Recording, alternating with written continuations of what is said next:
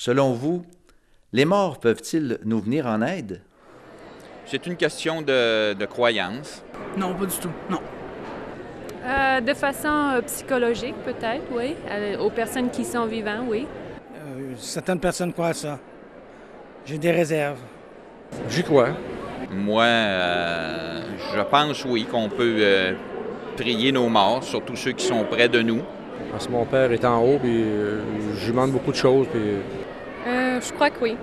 Peut-être. Non. À mon avis, non. Je crois pas à ça.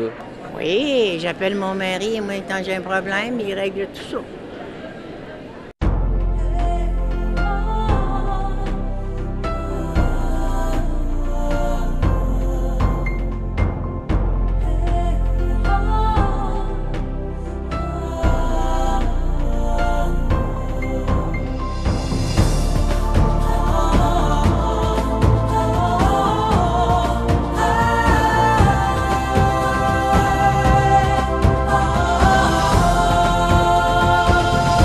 Mesdames, Messieurs, bonjour et re-bienvenue à l'émission L'heure de la bonne nouvelle. Dans le cadre de la série Jésus seul, nous abordons aujourd'hui le thème Jésus, le seul intermédiaire. Et justement, nous avons le plaisir d'accueillir Gaston Jolin, qui va être notre conférencier aujourd'hui et qui va développer dans son message le thème de Jésus, le seul intermédiaire. Dans la chronique La Bible répond, Jean-Pierre va répondre à la question « Les morts peuvent-ils nous venir en aide? » Et à la chronique témoignage, nous accueillons Michel Houle des Cantons de l'Est qui va nous parler, lui, de son expérience avec le Seigneur Jésus-Christ. Dans la partie musicale, Jacques Whitney va nous interpréter un chant qui a comme titre « J'ai choisi de suivre Jésus ». François, on revient sur le Vox Pop, comme on le fait d'ailleurs à toutes les émissions, parce que c'est important quand même de sentir le pouls, ce que les gens croient. Et là, on aborde un thème, c'est très délicat, parce que bien sûr, on est au Québec. L'arrière-plan religieux de la majorité des Québécois, c'est le même. Et dans cet arrière-plan, on a appris à prier nos morts et à invoquer nos morts. Et ça, je pense, c'est un peu différent de ce que la Bible dit. Oui, c'est ça. Bien, le problème est là, c'est qui a l'autorité de trancher? Mon opinion vaut la tienne, mais quand on arrive avec des questions comme ça, seule la Bible peut vraiment répondre avec l'autorité qu'on lui connaît. Alors, si vous voulez savoir ce que la Bible a à dire sur ce sujet important, demeurez avec nous, car c'est l'heure de la bonne nouvelle.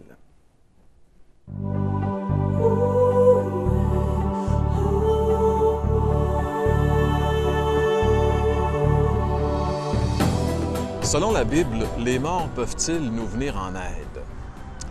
Dans beaucoup de religions, dans les différents courants spirituels du Nouvel Âge, qui est quand même relativement populaire encore aujourd'hui, mais surtout au sein du catholicisme, on a tendance à encourager la prière aux défunts. Il n'est pas rare de rencontrer quelqu'un, par exemple, qui a perdu un être cher, soit un parent, un frère ou une sœur, de nous dire qu'elle le prie, qu'elle est en communication avec, même s'il est mort. Et même très souvent, cette personne-là nous dira qu'elle a reçu des réponses à ses prières ou encore qu'elle a même été secourue dans ses besoins par l'entremise de ce défunt. Eh bien, en ce qui nous concerne, nous croyons que cela relève essentiellement et uniquement de la superstition. Pourquoi est-ce que nous disons cela? Eh bien, tout simplement parce que la Bible, dans l'Ancien Testament, condamne cet usage. J'aimerais lire avec vous un passage qu'on retrouve dans le livre du Deutéronome, c'est un livre de l'Ancien Testament, chapitre 18, les versets 10 à 12. Un résumé de ces versets comme suit. « Qu'on ne trouve chez toi personne qui s'adonne à la magie, personne qui consulte les spirites, personne qui interroge les morts, car le Seigneur a en abomination ceux qui se livrent à de telles pratiques. » Vous avez sûrement remarqué que dans ce passage, la Bible met au même niveau la communication avec les morts et l'occultisme. Et la Bible va même plus loin en disant que ceux qui pratiquent de telles choses sont en abomination au Seigneur, c'est-à-dire deviennent abominables aux yeux de Dieu. N'est-ce pas étonnant de constater que beaucoup de personnes qui s'imaginent plaire à Dieu en invoquant leur mort, en priant leur mort, bien plutôt font le contraire, deviennent abominables aux yeux de Dieu. Peut-être allez-vous dire, mais pourquoi est-ce que Dieu est-il si sévère à l'égard de ces personnes qui pratiquent de telles choses? Eh bien, la Bible nous révèle une vérité importante. Dans le Nouveau Testament, Jésus nous a dit qu'entre le monde dans lequel nous sommes, c'est-à-dire le monde des vivants et l'au-delà, il n'y a aucune communication possible. C'est un peu comme les astronautes qui tournaient autour de la Lune dans les années 60 et lorsqu'ils passaient du côté de la face cachée de la Lune, toute communication avec la Terre était interrompue puisqu'il était impossible d'avoir communication entre la face cachée de la Lune et la Terre. Eh bien, c'est à peu près une image qui identifie bien l'impossibilité de communication entre le monde des vivants et le monde des morts. Mais pourtant, plusieurs vont dire « Oui, mais j'ai eu des réponses à mes prières. » Pourquoi? Eh bien, c'est là qu'est le danger. La Bible dit que les démons qui peuplent le monde invisible, le monde spirituel, les démons savent très bien que la communication entre le monde des vivants et le monde des morts est impossible, mais eux vont usurper l'identité d'un défunt et ainsi tromper ces personnes qui pensent justement faire de bonnes choses. Voilà pourquoi il est fortement déconseillé de prier les morts, mais surtout très dangereux de le faire. Alors, mes amis, la réponse à cette question, c'est non. Non, les morts ne peuvent pas nous venir en aide. Vous aimeriez approfondir votre réflexion suite à cette émission? L'heure de la bonne nouvelle vous offre gratuitement un exemplaire du Nouveau Testament, la brochure Que veut dire Jean 3,16 ainsi que le calendrier Bonne Semence. Pour recevoir le tout, écrivez-nous et faites-nous part de vos commentaires à l'adresse suivante. L'heure de la bonne nouvelle, case postale 1054 Sherbrooke, J1H5L3. Vous pouvez également nous joindre par courrier électronique hbn@abacom.com. L'heure de la bonne nouvelle vous invite à participer à l'un des nombreux déjeuners de l'espoir. Ces déjeuners ont lieu dans plusieurs restaurants réputés de la province et vous sont offerts gratuitement. Pour connaître les détails concernant l'endroit, la date et l'heure pour votre région, composez le numéro sans frais 1-877-537-7647. Vous pouvez également consulter le site web www.déjeuner.org.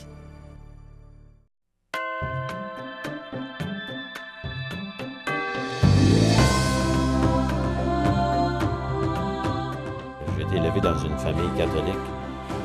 Je suis né le 19 mars 1957. Je suis le cadet de 4 enfants. Nous autres, qu'est-ce qu'on avait de particularité dans notre famille, c'est que ma mère était anglophone américaine qui a marié un francophone québécois. Et ça a toujours été spécial chez nous parce que nous, les enfants, on était anglophones. Par contre, pour l'Église, on allait toujours assister à l'Église en français, puis on ne comprenait rien. Et même à l'époque, on avait la messe qui était dite en latin, encore moins qu'on comprenait. Et éventuellement, on avait un devoir religieux d'aller à l'église à toutes les semaines, à écouter et être présent là. Et par contre, à un moment donné, on a trouvé ça difficile, sans rien comprendre, ça ne nous donnait pas grand-chose d'y aller. Et on voyait que Dieu était un être qui était distant pour nous. C'était pas quelqu'un à qui on pouvait parler, c'était vraiment étrange pour nous. De parler de Dieu, de parler à Dieu, avec Dieu. Et éventuellement, toute la famille a délaissé la foi chrétienne à l'Église catholique. Et qu'est-ce qui est arrivé? C'est qu'on a commencé à aller à l'Église seulement pour des occasions spéciales, des mariages, funérailles, des baptêmes aussi. Mais éventuellement, on a tout délaissé cela. On n'avait plus d'intérêt d'aller dans une église où on entendait parler des choses distantes. Dieu n'existait pas vraiment pour nous. Il existait pour nous, mais il était très distant. C'était pas quelqu'un qui pouvait nous aider ici-bas. Et en étant religieux d'une façon à faire ça comme un devoir, être obligé de faire ça pour gagner un peu la faveur de Dieu. À un moment donné, on a délaissé ça. Et en 1981, quelque chose de particulier qui m'est arrivé, c'est que il y a une cliente à un moment donné où je travaillais m'a présenté un Nouveau Testament. Puis elle me disait que Dieu était un être d'amour. Elle m'a dit que le Nouveau Testament représentait la Bible, qui est une partie de la Bible, et que la Bible était la parole de Dieu. Qu'on pouvait lire ça et savoir qu'est-ce que Dieu avait pour nous comme plan. Et je ne l'ai jamais lu, ce Nouveau Testament-là. Je l'ai égaré à un moment donné. Par contre, Dieu a continué à travailler dans ma vie dans le sens qu'au travail, plusieurs personnes m'ont témoigné, encore là, d'un Dieu d'amour. On m'a même parlé de Jésus-Christ. Mais une chose particulière, on m'a parlé que j'étais un pécheur, puis il fallait que je me repente de ma vie. Quand j'ai su ça, je me suis dit, je ne suis pas un voleur, je ne suis pas un tueur, Jésus doit être mort pour les criminels, pas pour moi. Je me trouvais comme bon gars. Mais éventuellement, ça continuait. En 1986, Dieu était loin pour nous, mais à un moment donné, mon beau-père est décédé 1 an après qu'on s'est mariés dans l'Église catholique, mon épouse et moi. Et à un moment donné, avec sa mort, on s'est mis à questionner, tous les deux, le couple.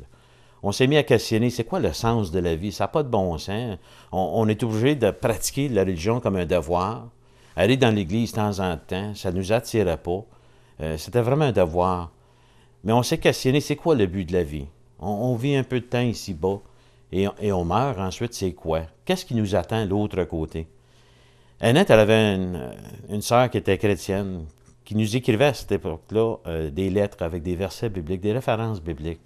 Puis à un moment donné, quelqu'un m'a donné une Bible. Puis j'ai commencé à la lire à ce coup-là. Et j'ai commencé à lire des versets. Puis un verset qui m'a touché beaucoup, c'était Éphésiens 2, 8, 9. Que c'était par la grâce qu'on était sauvés, par le moyen de la foi, et que c'était point par les œuvres, afin que personne ne se glorifie. À ce moment-là, j'ai compris, c'est pas quelque chose qu'il fallait que je fasse pour mériter la faveur de Dieu, mais j'ai appris que j'étais, oui, pécheur, j'avais besoin de me repentir, mais aussi que Dieu était d'amour, puis il avait fait un plan pour moi avec son Fils Jésus-Christ. Ça a continué à me témoigner, et en 1989, j'avais quelqu'un au travail que je trouvais bien particulier. Souvent, il n'attendait pas avec le groupe sur l'heure du midi au travail, mais il allait se retirer dans son auto.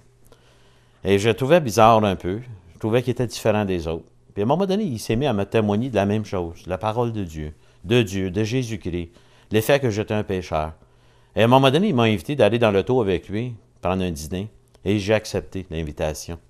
J'ai écouté une émission au radio de Charles Stanley. Puis on nous disait dans l'émission qu'on pouvait devenir, à cause de Jésus-Christ, un enfant de Dieu, et que c'était comparable à une chenille qui devient un papillon, qui avait là un genre de transformation. Puis à force d'écouter cette émission-là, et avec ce qu'on me témoignait un petit peu partout, avec les traités et tout ça, j'ai compris qu'on pouvait être une nouvelle créature à cause de Jésus-Christ. Et j'ai fait profession de foi. J'ai accepté le Seigneur comme sauveur dans ma vie. Et j'ai vu que Jésus a tout fait pour moi. Que ça n'avait pas besoin d'être un devoir pour mériter sa faveur, qu'il m'aimait déjà, même avant que je sois au monde. Et j'ai commencé à assister à une église évangélique, et mon épouse, elle a vu une différence dans ma vie. Elle a dit, Michel, tu as changé pour le bien, il y a quelque chose de différent en toi. Ça faisait des années qu'on n'allait plus à l'église, mais j'ai commencé à fréquenter une église. Puis un mois après, elle aussi, elle a accepté comme Seigneur. Quelques mois plus tard, au mois de juin 1989, nous avons pris position publiquement. Non seulement que Jésus est devenu notre Seigneur, il est devenu notre Seigneur aussi, et Sauveur. Et on s'est fait baptiser. On a pris position publiquement, où ce que nous-mêmes, nous avons pris un engagement de vivre pour lui, de l'accepter dans notre vie, de lire sa parole, de méditer sa parole, et de croire que c'était vraiment la parole de Dieu.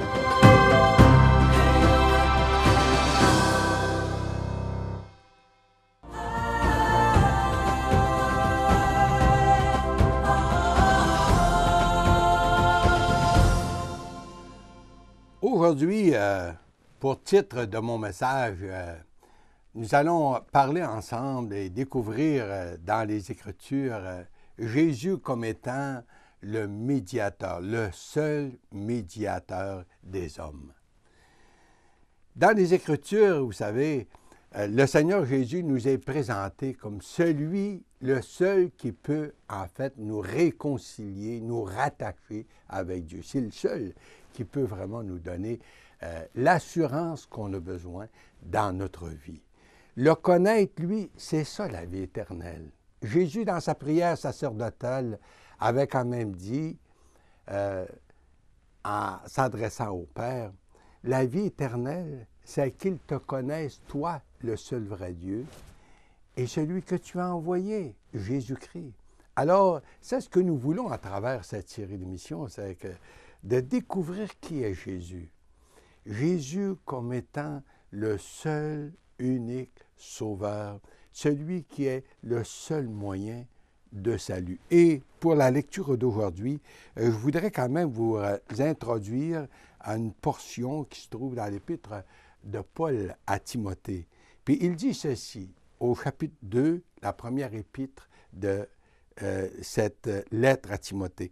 Alors il dit, « J'exhorte avant toute chose de faire des prières, puis des supplications, des requêtes, des actions de grâce pour tous les hommes. » Puis il nous dira pourquoi c'est si important de prier pour tous les hommes. Bien sûr qu'il est question aussi du salut. Au verset 4, ça continue en disant « Dieu veut que tous les hommes soient sauvés et parviennent à la connaissance de la vérité. Car il y a un seul Dieu et aussi un seul médiateur entre Dieu et les hommes, Jésus-Christ, homme, qui s'est donné lui-même en rançon pour tous. » D'abord, il y a plusieurs grandes vérités qui ressortent de ce passage qu'on vient de lire ensemble. D'abord, l'importance de nos prières pour les hommes. Dieu veut que tous les hommes soient sauvés. Alors, on se pose la question à savoir, lorsqu'on parle du salut, où est-ce qu'on est? Êtes-vous sauvés présentement, cher ami? Dieu veut que tous les hommes soient sauvés. C'est une des plus grandes vérités et la vérité la plus importante qui peut nous être posée. Est-ce que je suis vraiment sauvé? Êtes-vous sauvé? Dieu veut que tous les hommes soient sauvés. Et la deuxième vérité, c'est que tous les hommes parviennent à la connaissance de la vérité. En d'autres mots, que les hommes sachent vraiment où ils en sont. Savez-vous, cher ami, où vous en êtes face à Dieu, face à l'éternité? Qu'est-ce qui vous attend lorsque vous allez quitter ce monde, cette vie, pour la prochaine vie, ou enfin l'autre bord, l'au-delà? On se doit, puis on devrait connaître. C'est pour ça que Dieu nous a laissé sa parole, pour qu'on puisse savoir justement où on va, ce qui nous attend.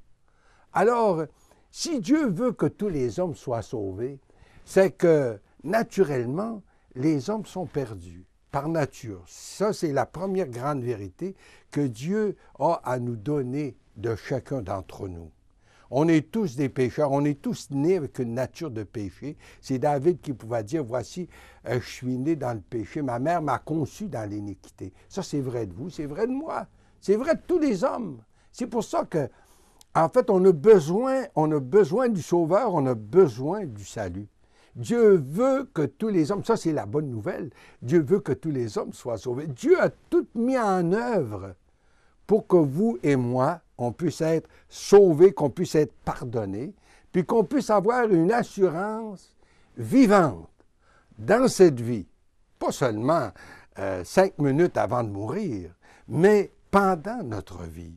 Dieu veut que nous soyons vraiment sauvés. Vous allez dire, mais comment est-ce qu'on peut parvenir au salut?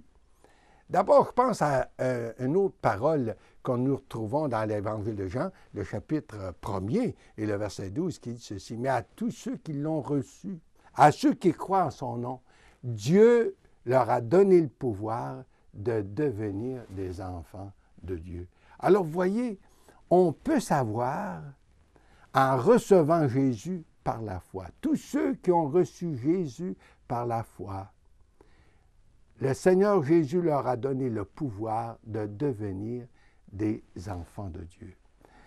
Je sais bien que malheureusement aujourd'hui, il y a beaucoup de gens qui pensent que par leurs œuvres, puis leur mérite, puis leur pénitence, ils peuvent, vous savez, attirer d'abord l'attention de Dieu et puis mériter leur ciel.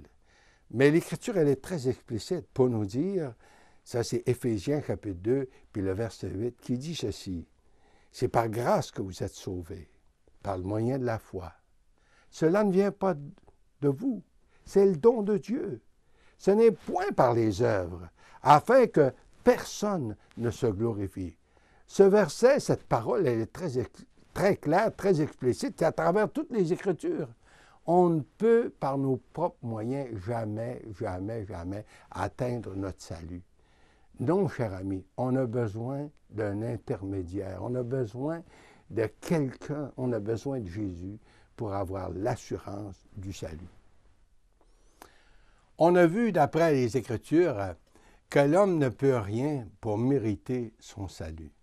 Mais maintenant, j'aimerais vous parler de ce verset 5 qu'on a lu ensemble dans notre lecture aujourd'hui, qui dit ceci, « Car il y a un seul Dieu, puis un seul médiateur entre Dieu et les hommes. » Un seul médiateur entre Dieu et les hommes. Et je me rappelle, un jour, c'était le cardinal Paul-Émile Léger, qui était revenu du concile des années 60, au début des années 60. Dans une interview sur les ondes de Radio-Canada, il avait dit « On ne peut plus continuer à intercéder Marie, prier Marie pour notre salut ou quoi que ce soit. Parce que l'Écriture, elle est très explicite pour nous dire justement qu'il y a un seul Dieu, il y a un seul médiateur entre Dieu et les hommes, et c'est Jésus-Christ. » Alors, chers amis, l'intercession des saints, l'intercession, vous savez, de ceux qui sont partis déjà, que nous savons sont auprès de Dieu, ne peuvent intervenir.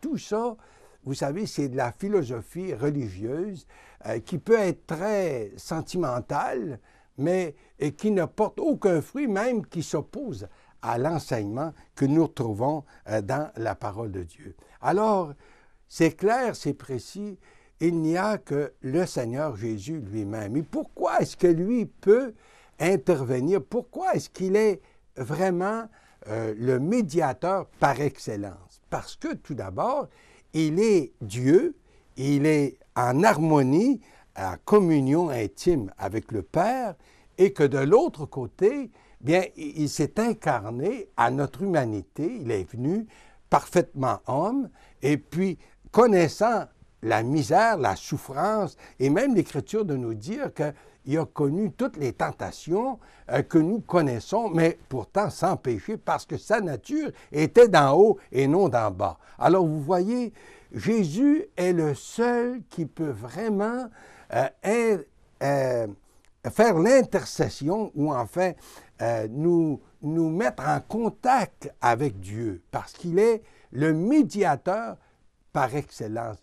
Nos bien-aimés, ceux qui nous ont défensés, ceux qui sont près de Dieu, l'Écriture nous dit qu'ils sont consolés, et puis elle nous dit qu'ils se reposent maintenant de leurs œuvres, mais ils ne peuvent nous entendre, et puis on ne doit pas les prier parce que Jésus est le seul intermédiaire. En fait, s'il est le seul intermédiaire, c'est aussi parce que c'est lui qui a le pouvoir de nous pardonner.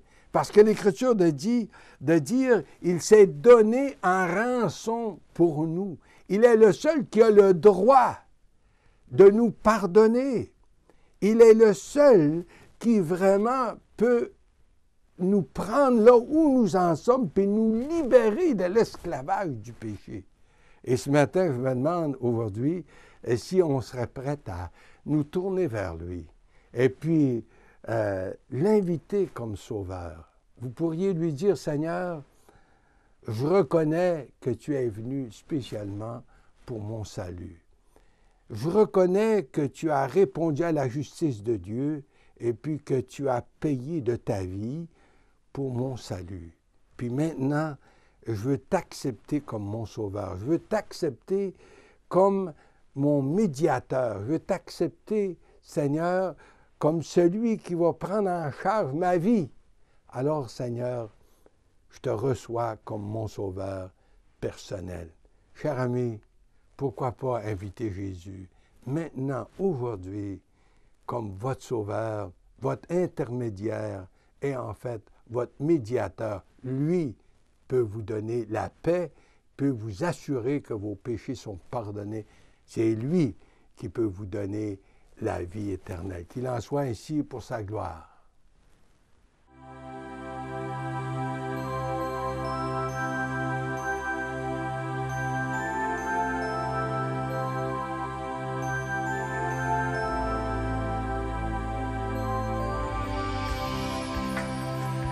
En mon cœur, j'ai choisi de suivre Jésus-Christ. En mon cœur, j'ai choisi de suivre Jésus. En mon cœur, j'ai choisi de suivre Jésus-Christ. Oui, pour toujours. Oui, pour toujours.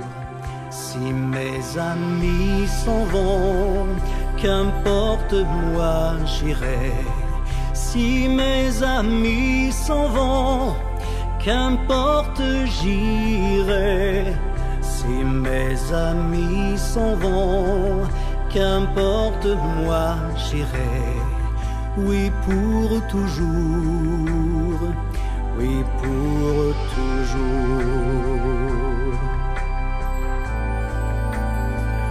Au monde je dis non, joyeux je prends ma croix.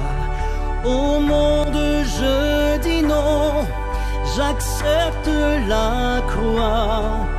Au monde je dis non, joyeux je prends ma croix. Oui pour toujours, oui pour toujours.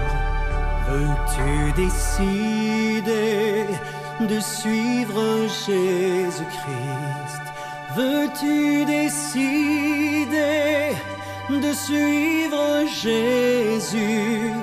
Veux-tu décider de suivre Jésus-Christ? Oui pour toujours, oui pour toujours. Suivre Jésus, oui pour toujours.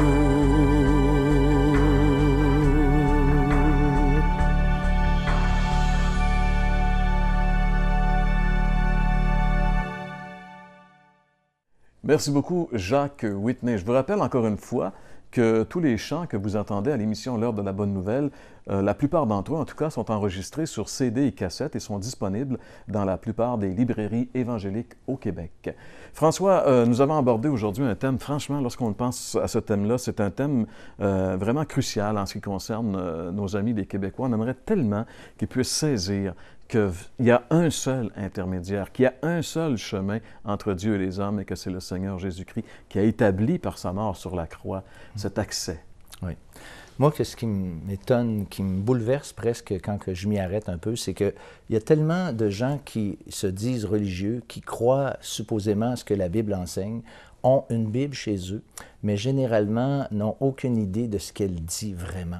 Et nous, à l'heure de la bonne nouvelle, on essaie justement de faire la différence, la part des choses entre ce que les hommes, même la religion peut enseigner, et ce que la Bible dit vraiment. Puis ça, Jean-Pierre, on ne peut pas en sortir, c'est la parole de Dieu qui est la vérité, mais tout ce que les hommes ont ajouté, ça ne fait que rendre une confusion dans le monde qui nous entoure. La Bible elle-même, François, dans un des passages de l'Ancien Testament, dit qu'elle est, la parole de Dieu, une lumière sur notre sentier.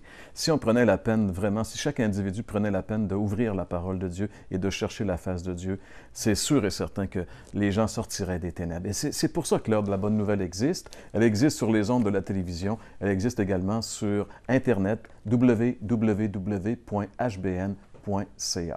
Alors voilà, c'est tout le temps qui était à notre disposition. On vous souhaite de passer une excellente semaine et on vous donne rendez-vous la semaine prochaine pour une autre émission de l'heure de la bonne nouvelle.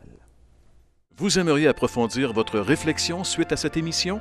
L'heure de la bonne nouvelle vous offre gratuitement un exemplaire du Nouveau Testament, la brochure Que veut dire Jean 3,16 ainsi que le calendrier Bonne Semence. Pour recevoir le tout, écrivez-nous et faites-nous part de vos commentaires à l'adresse suivante. L'heure de la bonne nouvelle, case postale 1054 Sherbrooke, J1H5L3.